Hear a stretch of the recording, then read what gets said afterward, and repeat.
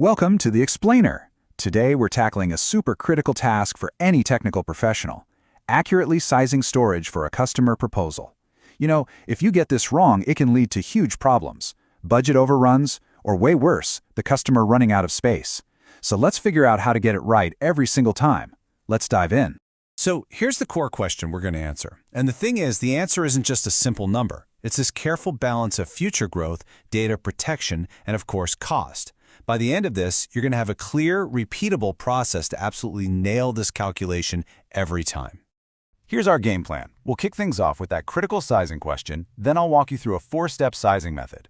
We'll get into the weeds on RAID and overhead, run through a real example, and then we'll look beyond classic RAID to scale out sizing and how you size for a specific workload. All right, let's start with a solid foundation. Here's a 4-step sizing method that gives you a reliable framework for building accurate proposals. Okay, these 4 steps, this is your recipe for success. It's actually pretty simple. First, you have to understand what the customer really needs. Then, step 2, you calculate their future needs. Don't just think about today. Step 3, you pick your RAID protection. And finally, you select the disk type and crunch the numbers for the raw capacity. See? This process takes all the guesswork out of it. Now, before we start plugging numbers into a calculator, we need to understand a key part of step 3, because it totally changes your final calculation. We're talking about RAID protection, and this thing called overhead. For our example, we're going to use RAID 6, the best way to think of it as a powerful insurance policy for your data. It uses something called double parity. So what does that mean? It means if one drive fails, no big deal, you're totally safe. But what's really cool is if a second drive fails before you can even replace the first one, RAID 6 makes sure your data is still there, completely intact. It's a huge deal for reliability. Now, that protection creates what we call overhead. Here's a great analogy. Think of a warehouse. The total square footage of the warehouse is your raw storage. But you can't stack boxes in the aisles, right? Those aisles are essential for the warehouse to function, and that's your overhead. In RAID 6, the capacity of 2 full disks is dedicated just to that protective parity, so you can't use it for your actual data. Okay, enough theory. Let's get our hands dirty and actually apply our 4-step method to that 55 terabyte customer request. Let's size a system for real. So, steps 1 and 2, understand the requirement. First, we listen and do the math. The customer has 20 terabytes now and expects 30% growth a year. They need to keep their data for 3 years. Well, that gets them to about 44 terabytes. Then you always want to add a safety buffer. Let's go with 25%, which lands us right at our target, 55 terabytes of usable storage. And now for the final steps. For data protection, we're going with our trusty RAID 6. And for performance, this customer needs fast access, so we're going to use enterprise-grade solid-state drives, or SSDs. Okay, let's pick the hardware. To hit our capacity goal with some breathing room, we'll select a group of 10 of those enterprise SSDs, and each one has a capacity of 7.68 terabytes.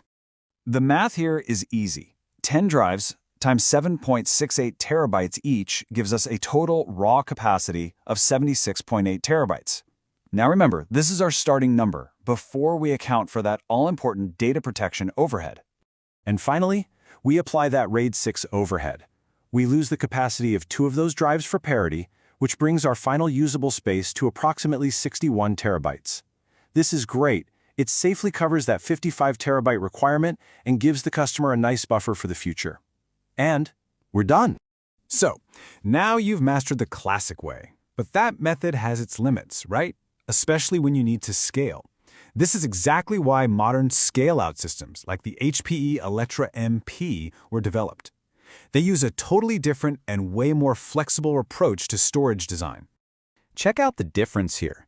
Traditional arrays are controller-centric. The brains and the storage are all tied together.